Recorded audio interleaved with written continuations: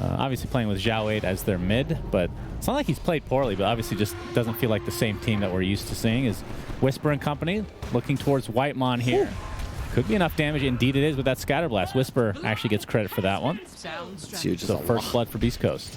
Yeah, but all that XP was shared with the Snapfire, and Chris Luck's doing a good job just ensuring he gets max farm as well, cutting the wave, pushing, doing what he can to apply pressure whenever Karl moves into the jungle. Oh, we're going to see the skewer into the RP with Schofield on the sideline. They don't have that much damage, but a lot of lockdown. Schofield taking most of the damage, in fact, is Karl turning it around with the help of Mr. Zephyr.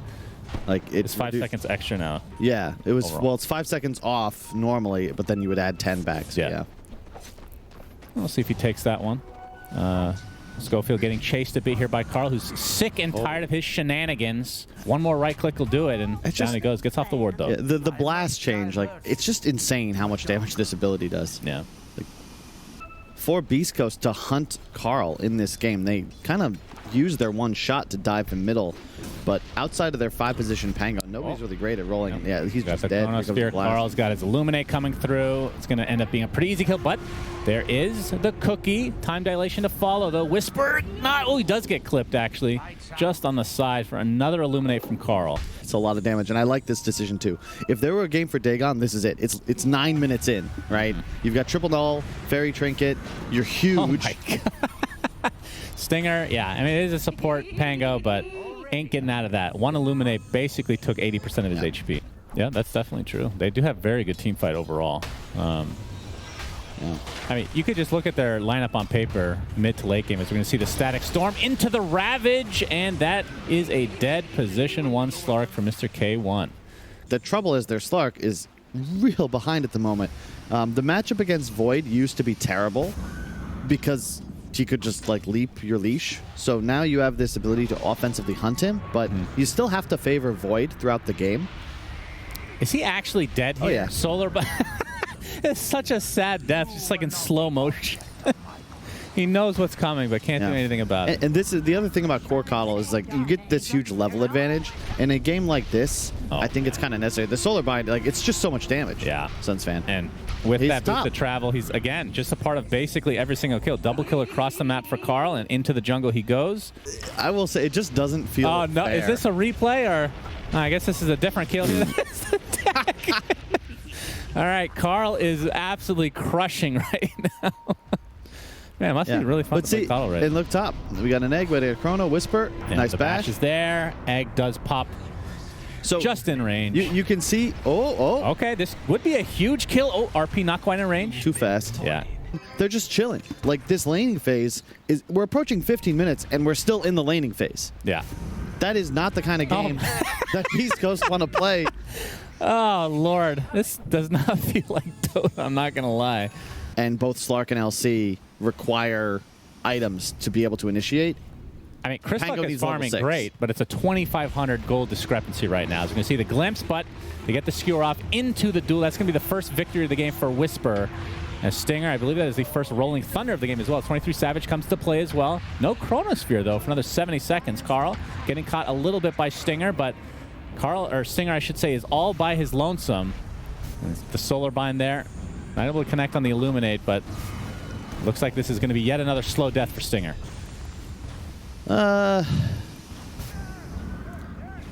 It always is, but not really, unless he can get to a point he can solo kill Kotl. All right, well, Schofield dead again.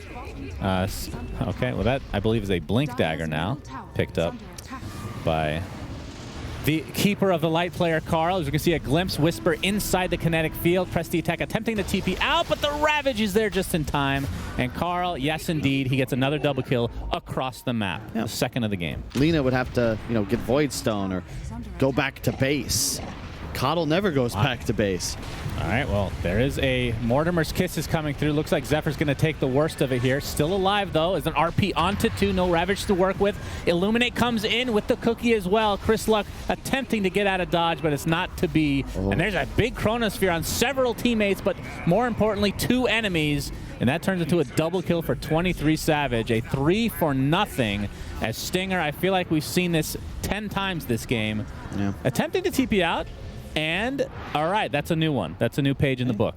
I mean, he's rocking 14% spell amplification. I mean, how much the Null Talisman, the fact that it does that and you can clear an entire wave makes this like really, really good. I think we talked about this last cast. It's just the best of the 3 build-up items. Coming in. No, that's going to be a Phoenix kill. That's a nice pickup for Beastcoast. Second dual victory of the game. 20 damage to boot. Stinger gets the Rolling Thunder off. Looking for something. All right, gets the shield crash with that slow. Something we have yet to talk about. Okay, Static Storm is there for Zephyr. Glimpse back. Not going to save his life, so it's a 2-for-0 in Beast Coast's favor. They've expended quite a few spells here, and Karl is still in the vicinity. Chris Luck. Oh my god. All right, the burst damage just out of control for Karl. And he is super fast as well. K1 on the sidelines with that Shadow Dance, trying to apply all the pressure to Karl that he can. Actually gets the pounce off for a moment. Stinger still taking some damage, but looks like he'll walk it off. In the meantime, 23 Savage starting to clean up here. 2 dead for Beast Coast. Will be 3 very shortly as Stinger takes the fall. He is legitimately playing these team fights like he's Gandalf with impenetrable plot armor. Dagon 3 now online. And no, you're exactly right. Like, it's a 4K net worth lead just for Kotl alone, as Chris Luck's going to get glimpsed back into the river. Chronosphere on top of him and the Pango. They'll take one for the road. Stinger still inside Rolling Thunder, attempting to TP out. Oh, the bash? Oh, no bash this time. Much space for 23 seconds. I mean, if you're second in net worth as a Void in a game like this, you're very happy. What is this? What is this? That's a glimpse. Oh, trying to get out, but there's the Ravage into yet another kill for Karl. 11, 0, and 7. 18 of the 21 kills he has been a part of.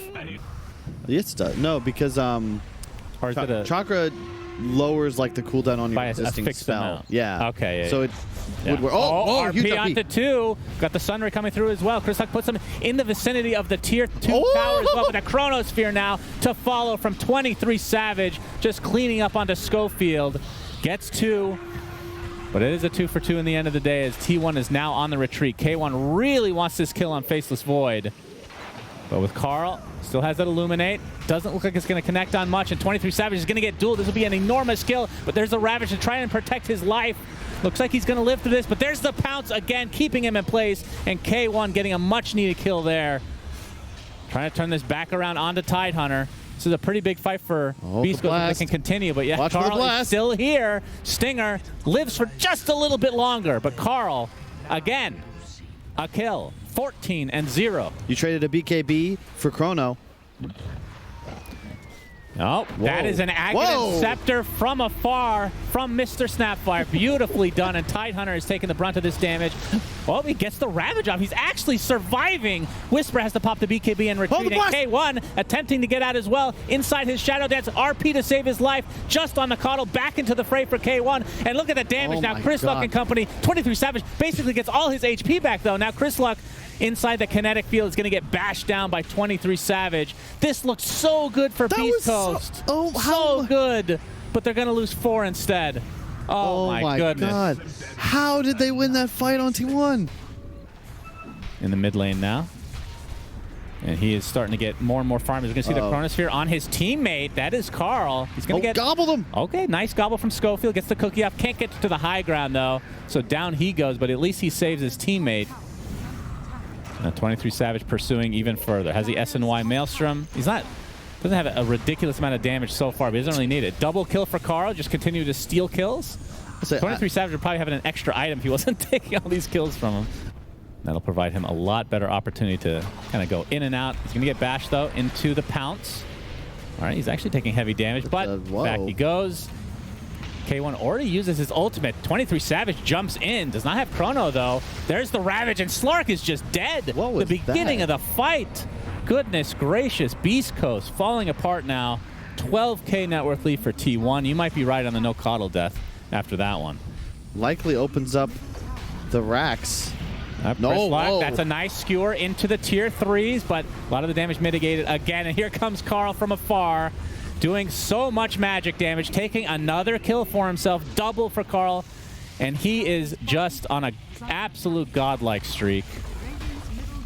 Like, not even has this. Obviously, mid players have dominated before, but like in this manner, like I'm just blasting you off the map, killing you. Like, what heroes have done this? Nothing comes to. I'm sure there's something, but I guess Invoker with the Oh, we have the Chrono. There's the Illuminate, the BKB. Well, that's from the Shard, from the Press the Attack, but Slark is dead again. No buyback to speak of. We have the duel coming out. Looks like they'll find 1 kill onto Zephyr, but the Dagon Express is here for Karl, continuing to rack up those kills and, well, kill the racks as well. They could probably just go for the Ancient, as GGs are just called, actually. So, an absolute stomp from T1, and Karl did not die. I believe 21 kills is 22 kills, something. A 20 bomb, as the Counter-Strike guys would say. T1 fans rejoice, you know, the dawn of the 7th day. Karl arrives, and I mean, they're not giving the power of the They're plan. not giving him Kotl. No. I think the second pick just ban Kotl.